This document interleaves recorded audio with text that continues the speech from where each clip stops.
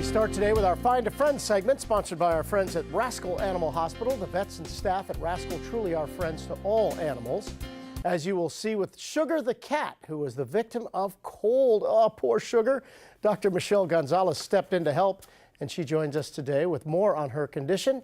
Welcome, Dr. G and Sugar. What happened to poor Sugar? So poor Sugar was found by a Good Samaritan in Vinton County. She was found with another cat. The other cat unfortunately didn't make it. Oh. So the biggest problems with Sugar was extreme frostbite of her ears, and right now she's got a bandage as her right ear is in the process of healing. It's kind of having a lot of bleeding and such, so the bandage is just keeping that protected. And her left ear had a really big scab before that has fallen off, so that's in the process of healing. The other issue that she had was a really bad respiratory infection.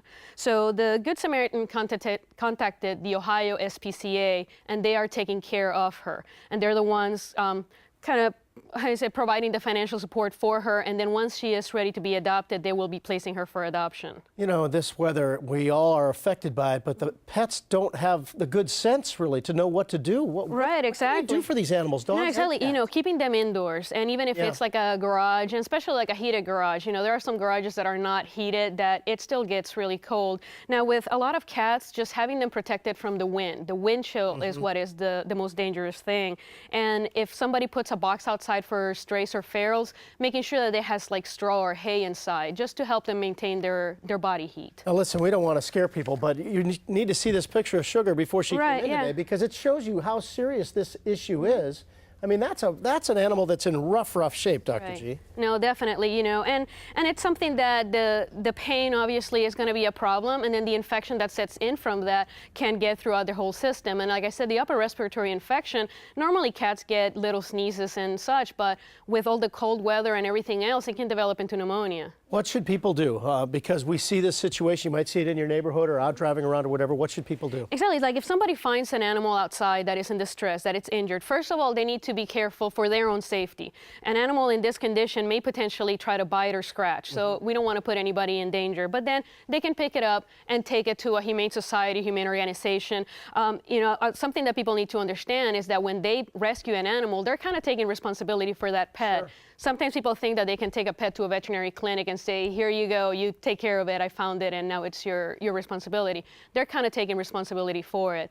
A lot of humane groups will help take over these animals, but the safest thing is to contact a local humane society. Are you busier right now at this time of year? I mean, are there a lot of cases like Sugar's? We have not seen a lot of them, but I think that part of it is that most of the cats that have this problem tend to be ferals and strays that do not have an owner. So a lot of the animals, hopefully, that have owners are not being left outside too long. Now, a few weeks back, there was an issue with some pit bulls that were left outside, and 2 of them died, and a lot of them were injured. So if somebody sees, you know, neighboring dogs or, you know, animals that are outside for long periods of time, they should contact the Humane Society.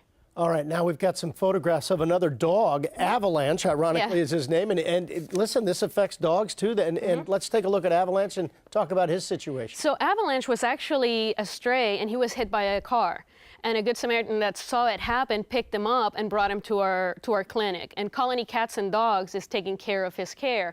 So right now he's sporting a Rascal Animal Hospital sweatshirt because he was completely matted. He was really skinny.